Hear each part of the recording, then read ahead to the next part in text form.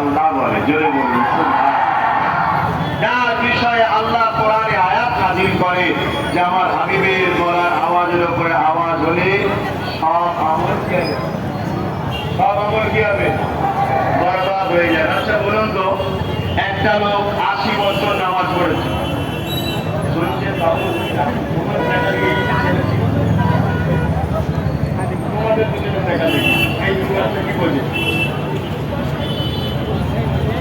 শুনছেন, একটা লোক 80 বছর নামাজ পড়েছে, 5 ওয়াক্ত নামাজ, তাহাজ্জুদের নামাজ, তারা বুঝে আসছে, 50 বার হজ করেছে, 500 মাদ্রাসা করেছে, 500 মসজিদ করেছে, 100 গরিব মেয়ের বিবাহ দিয়েছে।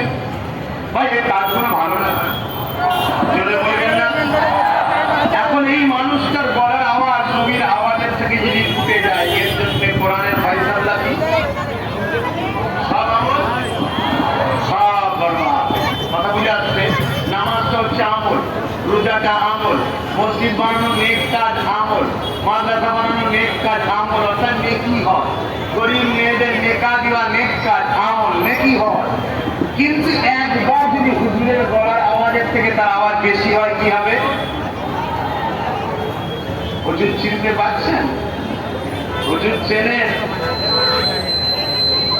আর না হয় সে এক সাইডেরটা স্ট্রিটের সময় উঠে তাহাজ্জুদ করেও দেখবেন জাহান্নামের দরজার সামনে দাঁড়িয়ে আছে।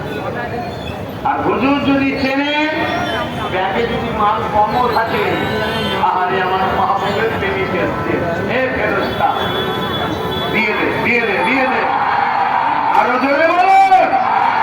আমি খেলনা করতে বলছি না, আমি খেলনার কথা বলছি না, ইশারায় করতে খেলনা করে বলছি না। সাতটা জাহান্নাম, আটটা জান্নাত। কেন? একটা জান্নাত আমার হাবিব মুহাম্মদ সাল্লাল্লাহু আলাইহি সাল্লামের দুআতে ইস্তেফাল করে বাড়ানো হয়েছে। জোরে বলুন সুবহানাল্লাহ। জান্নাতের কোন নবী, কোন ওলি, কোন নবী কেউ জান্নাতে ততক্ষণ পর্যন্ত ঢুকতে পারবে না যতক্ষণ না আমার হুজুর যাবে। জোরে বলুন সুবহানাল্লাহ।